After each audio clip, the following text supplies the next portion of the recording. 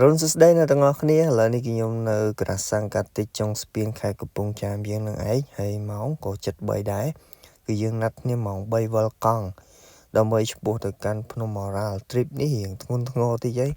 ងើបក៏លឿនហើយត្រូវឡើងភ្នំខ្ពស់ទៀតអញ្ចឹងយើងត្រូវបញ្ញាប់រូតរះឆ្លងស្ពានព្រៃក្តាមហើយគឺយើងបានមកដល់ម៉ាតមកកន្លែងនៅឧដុង្គនឹងឯងប៉ុន្តែអីដែលសំខាន់គឺអាវអ្នកគ្នាអាវពាក់អាវខុបផលទេណាមួយដៃគូខ្ញុំ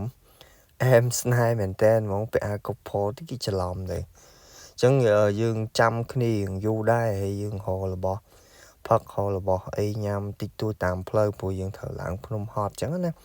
បន្ទាប់ពីយើងជុំគ្នាអស់ហើយក៏អ្នកលក់កាហ្វេគេមកអញ្ចឹងគេយើងបានកាហ្វេផឹកអញ្ចឹងគឺបានកាហ្វេមកដូចរសអញ្ចឹងអ្នកគ្នាស្វាងចែដាក់អាយឡាតេអត់ស្ករមួយមកភ្លឺល្មមមកយើងជីហើយជីបានបន្តិចអ្នកគ្នាទេសភាពហួសពីផ្លូវច្រកជួជ្រាវទៅគឺទេសភាពញាក់សាច់ចុះអាប់ស្អាតយកតែមែនតែនហ្មងនិយាយទៅដូចជីនៅក្នុងឋានសួគ៌អញ្ចឹងណាអាឡែងដែលរីករាយជាមួយនឹងធម្មជាតិយើងបានមកដល់ផ្ទះកាយហើយយើងចូលផ្លាស់ខោអាវដើម្បីបន្តដំណើរដោយម៉ូតូទៀតអ្នកគ្នាអញ្ចឹងគឺយើងត្រូវទៅពីផ្ទះកាយហ្នឹងទៅដល់ resort ជើងភ្នំអូរ៉ាល់ហ្នឹងក៏ឆ្ងាយដែរយើងជិះមកសបកធំដែរអញ្ចឹងគឺទៅដល់ទេសភាពតាមផ្លូវគឺស្រស់ស្អាតខ្លាំងមែនតើអ្នកគ្នាប៉ុន្តែខ្ញុំមិនបានដាក់វីដេអូច្រើនឲ្យអ្នកគ្នាមើលទេដោយសារតែខ្លាចវីដេអូនឹងវាវែងជ្រុលពេកព្រោះតិចទៀតអ្នកទាំងអស់គ្នានឹងឃើញទស្សនវិជ្ជានៃការដើរឡើងភ្នំអូរ៉ាល់របស់ខ្ញុំជាលើកទី1នោះថាតើវាពិបាកប៉ុណ្ណាហើយទេសភាពស្អាតប៉ុណ្ណាអ្នកទាំងអស់គ្នារងចាំមើលគឺខ្ញុំនឹងព្យាយាមដាក់វីដេអូឲ្យបានច្រើនលម្អិតឲ្យអ្នកទាំងអស់គ្នាមើលណាចឹងសង្ឃឹមថាអ្នកទាំងអស់គ្នានឹងរីករាយជាមួយនឹងវីដេអូមួយនេះ79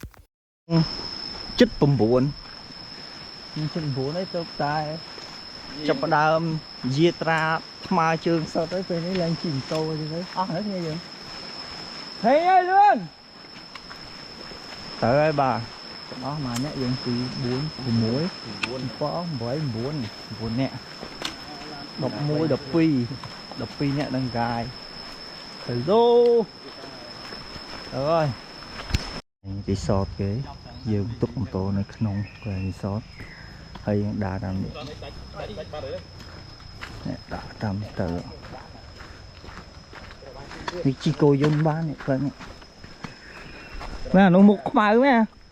តន់ទៅចាប់ដើមសោះមុខខ្មៅអែលហីមុខដូចអត់សូវស្រស់ខ្ញុំសោះដាច់យប់អូខេឥឡូវខ្ញុំមើលតិចទៀតអាប់ដេតជូន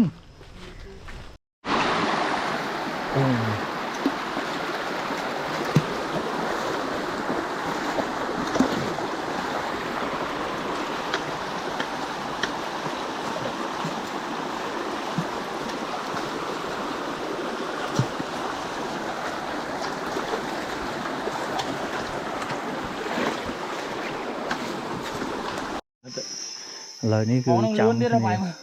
មកតែមក4ដល់ឯងសាំងហ្នឹងថាវាថាមកម៉ោង3ជាងគាត់ថាមកម៉ោង3ជាងមកខ្លាចគ្នាយើងមកចោលគាត់មានអីយើងនេះមកយើងនេះដូចអូអាស័យប្រជះចំមើលចាំមកចាំនេះសិនគេឥឡូវគ្នាយើងមកអស់ហើយគ្រប់ចំនួនឥឡូវបន្តដំណើរទៅទៀតហើយពូកាយនេះមកលេងអូរ៉ាល់កុំភ្លេចតាក់ទងគាត់ទូរស័ព្ទដាក់លើនឹងឲ្យស្អាតទេសភាពបែរសេងតន់ផុតទៀតនេះតន់ដល់ជើងភ្នំហ្នឹងណាផ្លូវរៀបឡើយទេតន់ដល់អាខ្លាំងឯង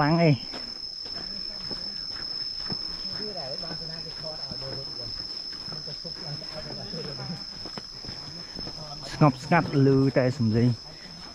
សត្វញែក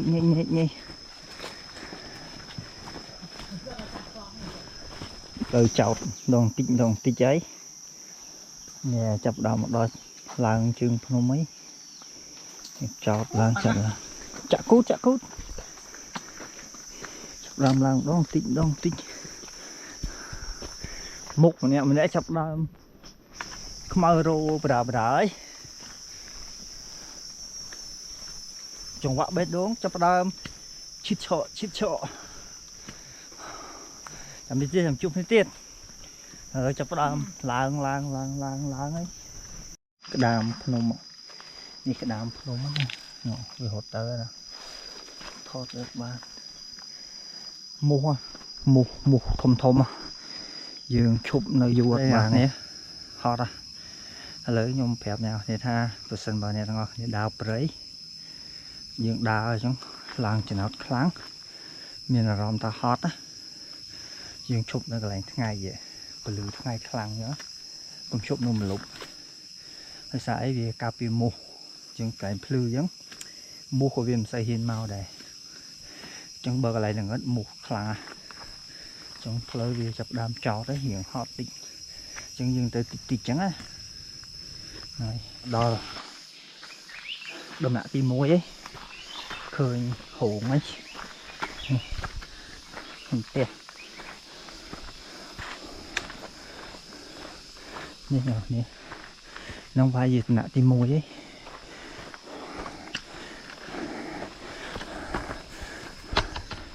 nhưng mà đo món động phầy pì nạ tim muối một cái phiêu xa nhé muối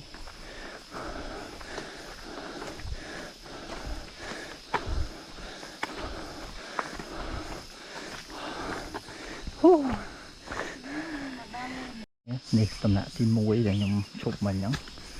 chụp này nữa là yếm to nằm nào tới đấy xong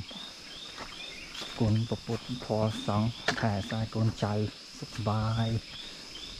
để sờ lá để tới chọc pi từ nãy tim môi nó tới nãy thịt pí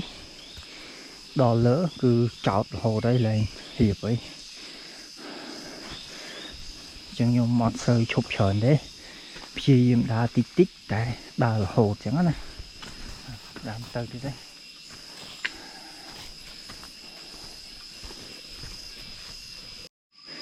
nên mới luôn phơi lại chọt khoang hay là bây giờ nên cùi lưỡi chứ họ nhầm đừng thà chọt khoang lại này cái đặc sai phu đó phải ăn lưỡi thì đó và ăn thì là hố đó nếu nhóm nơi phai chỉ nã tìm mùi lỗi đừng đo cục này này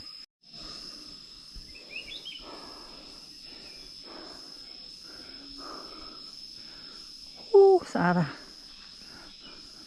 these people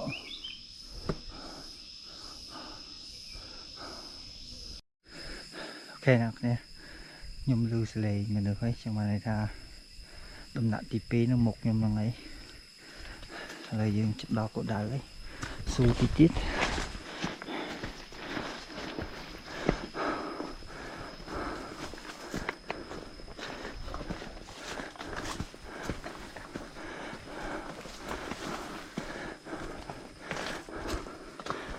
rồi lưu xử lý mà thấy phọt phẩy đó lấy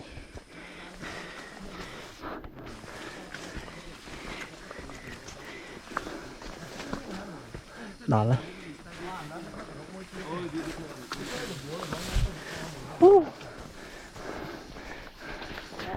hello bông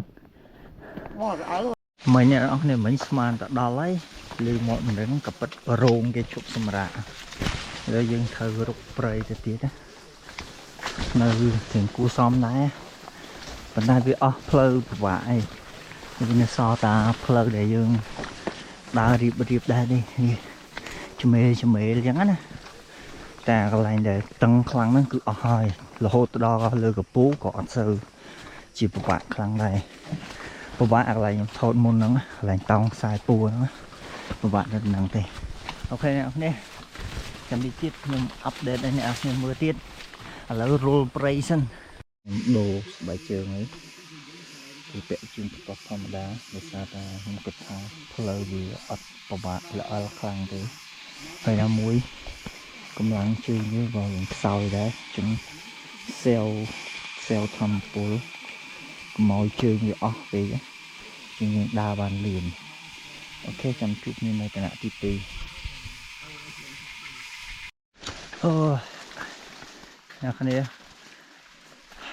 nè nơi đa phơi riệp 2 chia 1 kg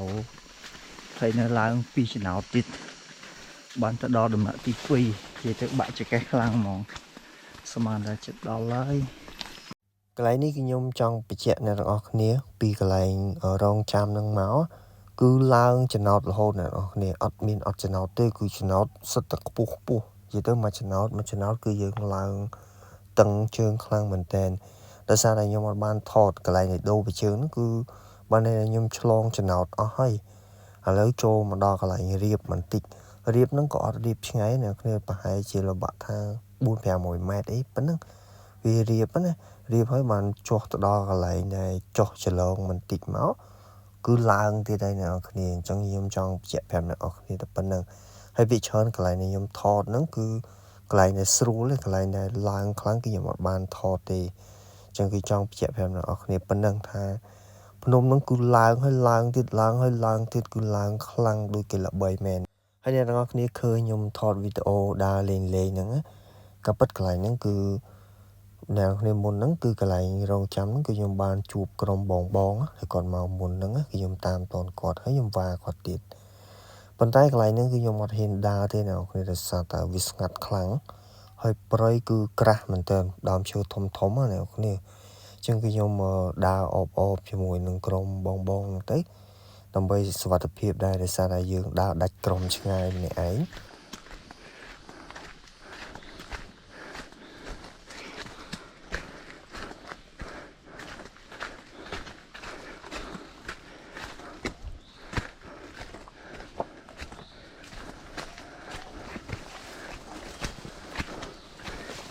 ឃើញរោងហើយរោងគេមហោក្លឹមមកអីចិត្តដល់ហ្នឹងទៅ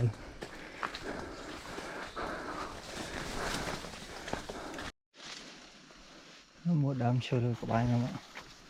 ធំឥឡូវខ្ញុំបានមកដល់ហើយណាគ្នាខ្ញុំបានមកដល់ដំណាក់ទី2ហើយមកដល់មុនគេអត់ដឹងគ្នាណាទេនោះឃើញហងអត់ផ្លូវដើរស្អាតណាទីបំផុតខ្ញុំបានមកដល់ហើយ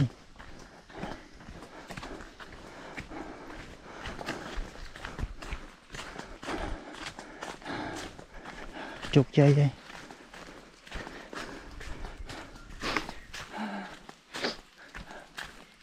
ជោគជ័យហើយជោគជ័យហើយអូនេះរៀនហា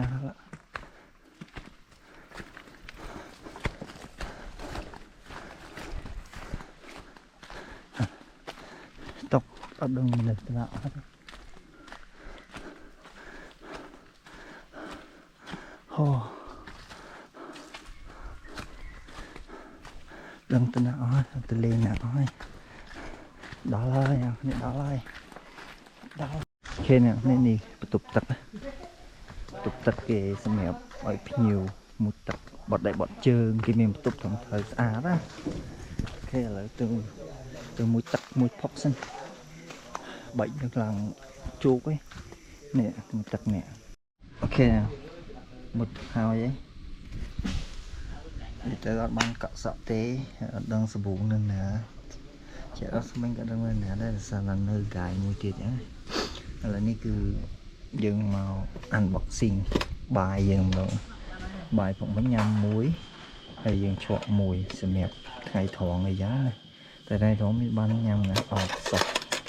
អញ្ចឹងយើងឥឡូវនេះមើលទឹកស្អាតហើយយើងចាត់ចែងទៅម្ហូប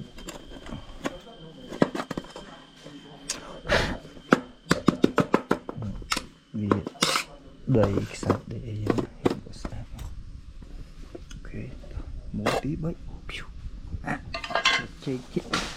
បើកចូលមកជេកអូខេនេះ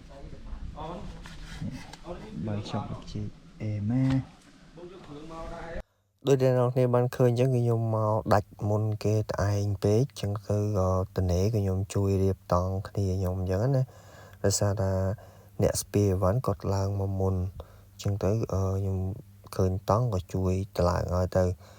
ហើយខ្ញុំធ្វើដំណើរនេះគឺ5ម៉ោងមកខ្ញុំគិតទៅលើសខ្វះតិចតួចគឺខ្ញុំចេញម៉ោង 8:43-45 ហ្នឹងមកដល់នេះម៉ោង 1:49 អញ្ចឹងវាលើសខ្វះនេះតិចតួចថា5ម៉ោងចុះហើយក៏ទីបញ្ចប់គឺយើងបានជួបជុំគ្នាហាពេលយប់ហើយវីដេអូហ្នឹងគឺមានតែប៉ុណ្្នឹងទេភាគទី1ហើយភាគទី2អាចនឹងល្អមើលជាងនឹងដោយសារតែយើងបានទៅដើរលេងនៅកំពូលភ្នំណាអញ្ចឹងក៏ចង់ដឹងថាដំណើរពីដំណាក់ទី2ទៅកំពូលភ្នំវាពិបាកប៉ុណ្ណាហើយវាស្រស់ស្អាតប៉ុណ្ណាសង្ឃឹមថាអ្នកនាងនឹងរងចាំមើលភាគទី2ហើយខ្ញុំនឹងចេញឆាប់នេះដែរ